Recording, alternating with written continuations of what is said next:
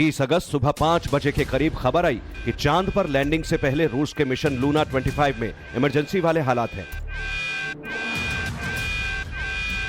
रूसी space agency रोसकॉसमॉस के scientist धरती से करीब 3.25 लाख किलोमीटर दूर लूना 25 की गड़बड़ियों का पता लगाने और इसको ठीक करने की कोशिश में लगातार जुटे थे। दोपहर 2 बजे के करीब ये खबर आ गई कि मिशन लूना 25 का द एंड हो चुका है। चांद की सतह पर क्रैश होकर लूना 25 मिशन खत्म हो गया।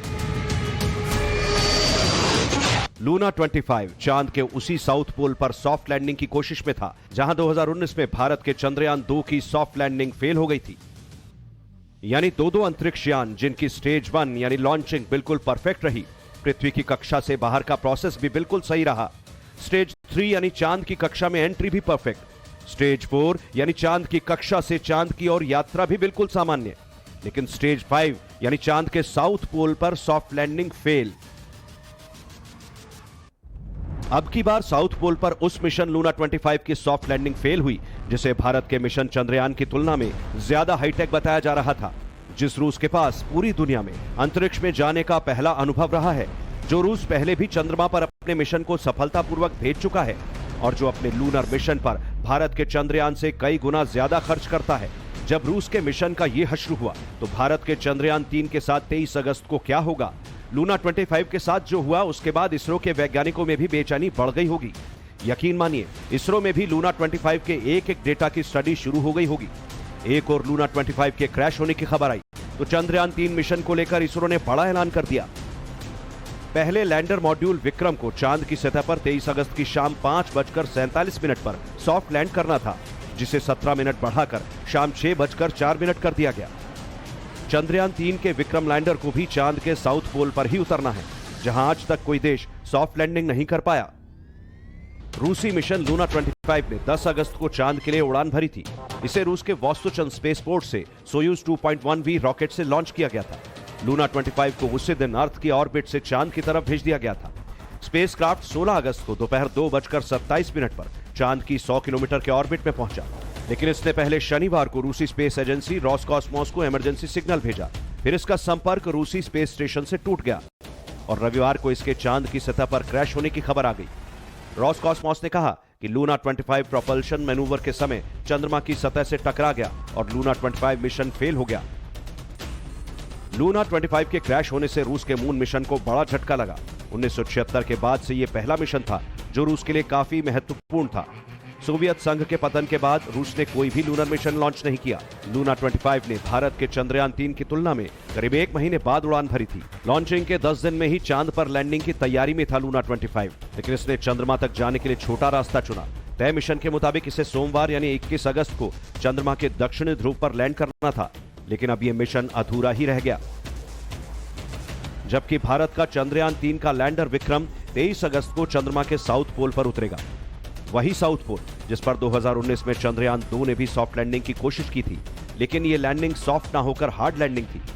54 साल पहले चांद पर इंसानी कदम पड़ने के बाद भी अब तक मून के साउथ पोल पर किसी देश के लैंडर ने यहां सॉफ्ट लैंडिंग में सफलता हासिल नहीं की है।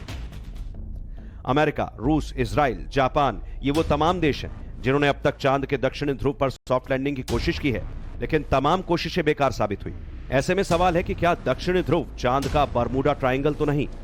दुनिया के बड़े विकसित देश जो कि कई बार चांद पर अपने यानों को उतार चुके हैं, उनमें यह होड़ लगी थी कि हम लोग दक्षिण ध्रुव पर उतारें। इसके प्रयास में रशिया ने यह पहला प्रयत्न किया जो कि सफल नहीं रहा। इसके पहले जैक्सा जापान की स्पेस एजेंसी ने भी, उनकी एक प्राइवेट कंपनी ने भी एक ऐसा प्रयास किया था चांद पर उतरने का, वो भी उनका सफल नहीं रहा था।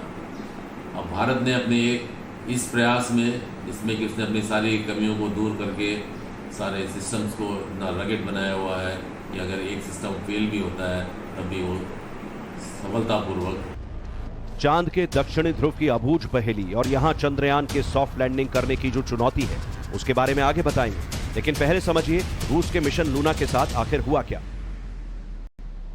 लूना 25 मिशन की शुरुआती जांच से पता चला है कि इसके मैनूवर के समय वास्तविक और अनुमानित कैलकुलेशन में गड़बड़ी हुई। ऐसे में स्पेसक्राफ्ट एक अनजान कक्षा में चला गया और चांद के साथ टकराकर क्रैश हो गया। एजेंसी के मुताबिक डिवाइस की खोज करने और उससे संपर्क करने के लिए अब तक किए गए सभी प्रयास फेल हो गए। रॉसकॉस्मोस ने भले ही लूना 25 क्रैश मामले की जांच स्पेशल कमीशन से कराने का ऐलान कर दिया हो, लेकिन अब भी सवाल वही खड़ा है कि क्या चांद का दक्षिण ध्रुव उसका बर्मुडा ट्रायंगल है, जहां अगले 3 दिन में चंद्रयान 3 की भी सॉफ्ट लैंडिंग होनी है। ऐसे में सवाल उठते हैं कि क्या विक्रम लैंडर चांद की सतह पर सॉफ्ट लैंडिंग कर पाएगा? क्या चंद्रयान 3 चांद के बर्मुडा ट्रायंगल के रहस्य से पर्दा उठा देगा, या फिर चंद्रयान 3 का भी वही हश्र होगा जो लूना 25 का हुआ? इन सवालों का जवाब आपको देंगे, लेकिन पहले यह समझिए चांद के दक्षिणी ध्रुव का रहस्य क्या है। साउथ पोल ये वो शब्द है जो भारत से लेकर अमेरिका, चीन, जापान और रूस जैसे देशों के स्पेस साइंटिस्टों के कानों में गूंज रहा है। लेकिन सवाल ये कि आखिर इस साउथ पोल में ऐसा क्या है जो हर कोई चांद के साउथ पोल में झंडा गाड़ना चाहता है? चंद्रमा पर खोज करने के लिए दक्षिण ध्रुव पर ही नजरें क्यों लगी हैं? चांद तो बेहद बड़ा है, ऐसे में इसरो ने चांद के इसी हिस्से को क्यों चुना? क्या खास है चंद्रमा के दक्षिणी ध्रुव में?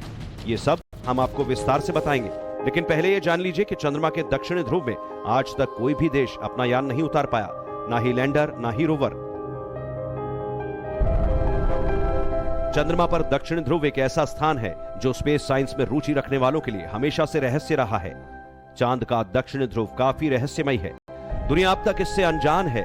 नासा के वैज्ञानिकों का कहना है दक्षिण ध्रुव पर बर्फ है और वहां दूसरे प्राकृतिक संसाधन भी हो सकते हैं, हालांकि ये अब तक अनजान दुनिया ही है।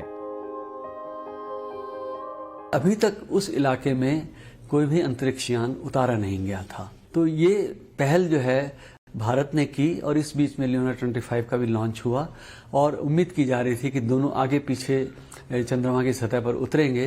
दक्षिण ध्रुव के इलाके में बहुत प्रॉमिसिंग बातें हैं इस लिहाज से कि अभी तक वहाँ खोजबीन नहीं हुई थी, लेकिन अब जो है लूना 25 वाला काम तो अब जो है अब नहीं हो सकता है। अब सबकी उम्मीदें हैं चंद्रयान 3 पर। जैसे पृथ्वी का दक्षिण ध्रुव है वैसे ही चांद का भी है। पृथ्वी का दक्षिणी ध्रुव अंटार्कटिका में है, पृथ्वी का सबसे ठंडा इलाका। ऐसा ही चांद का दक्षिणी ध्रुव है, सबसे ठंडा।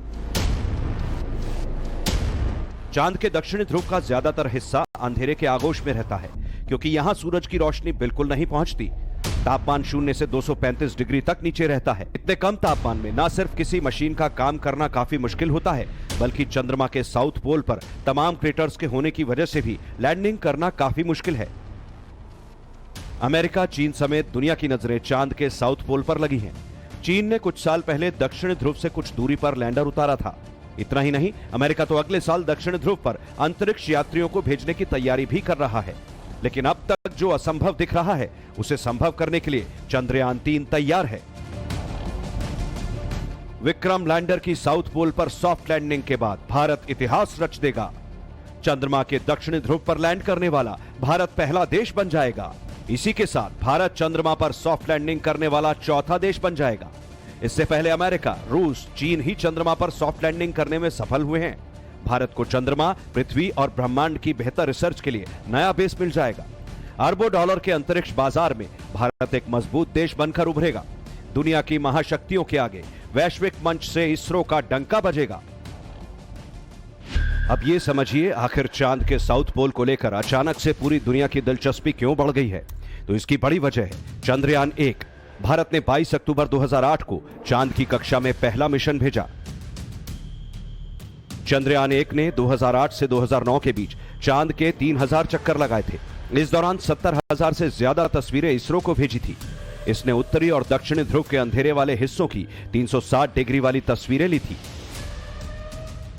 तस्वीरों से चंद्रमा के वातावरण, रेडिएशन और परिस्थितियों का न सिर्फ सटीक आकलन हो पाया, बल्कि चंद्रयान 1 ने चांद की सतह पर सदी की सबसे बड़ी खोज कर दी। 2009 में इसरो ने दावा किया कि चांद पर पानी भारत की खोज है। चंद्रमा पर पानी की मौजूदगी का पता चंद्रयान 1 पर मौजूद भारत के मून इंपैक्ट प्रोब ने लगाया। इसके बाद चंद्रयान में लगे अमेरिकी अंतरिक्ष एजेंसी नासा के उपकरण ने भी चांद पर पानी होने की पुष्टि कर दी थी। चंद्रयान 1 ने चंद्रमा की सतह पर पानी के कणों की मौजूदगी के पुख्ता संकेत दिए थे। चांद पर जो पानी मिला है वो उन इलाकों में है जहां सूर्य की रोशनी नहीं पहुंच पाती है, यानी क्रेटर्स में। पानी के बर्फ के तौर पर जमा होने का संकेत है। चंद्रमा की सतह पर तरल पानी नहीं रह सकता। यहां पानी और रासायनिक रूप से संबंधित हाइड्रोक्सिल समूह के रूपों में भी मौजूद हो सकता है। चांद पर पानी है, इसकी पुष्टि होते ही पूरी दुनिया में 4 दशक बाद चांद को लेकर दिलचस्पी बढ़ गई। जो देश लूनर मिशन से किनारा कर चुके थे वो भी लूनर रेस में कूद पड़े हैं, क्योंकि चांद की सतह पर पानी मिलना एक बहुत बड़ी कामयाबी थी। चंद्रयान 1 में हमने इस बात की पुष्टि करी थी कि वहाँ पर वाटर के पानी के होने की संभावनाएं थी, और ऑर्बिटर ने जिस तरीके का डाटा हमारे वैज्ञानिकों तक पहुँचाया था, ये क्लियरली इस बात को दर्शाता है कि वो डाटा बहुत ही यूज़फुल था। उसने उन बातों की पुष्टि करी कि चंद्रमा पे एक हैबिटेबल कॉलोनी को बसाया जा सकता है। इसी डाटा का इस्तेमाल अमेरिका ने अपने आर्टिज्म प्रोग्राम के तहत भी इस्तेमाल किया।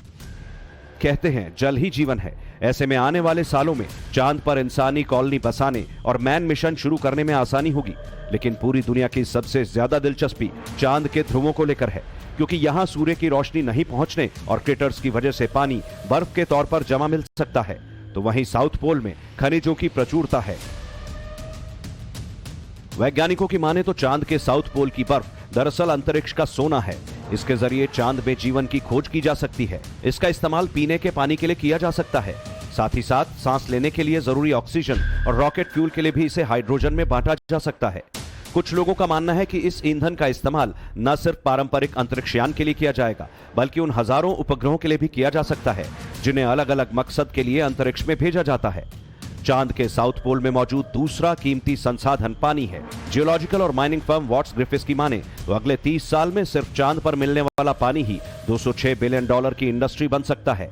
ऐसा भी अंदाजा है कि यहाँ जमा पानी हजारों साल पुराना हो सकता है। इससे सौर मंडल के बारे में काफी अहम जानकारियां हासिल करने में मदद मिल सकेगी। बस अब चंद घंटों का इंतजार बाकी है, जब भारत का विक्रम लैंडर चांद के साउथ पोल पर सॉफ्ट लैंडिंग करके न सिर्फ इतिहास रचेगा, बल्कि चांद के इस हिस्से को लेकर अब तक जो मिस्ट्री है उस रहस्य से भी पर्दा उठेगा। Bureau report, times now Bharat.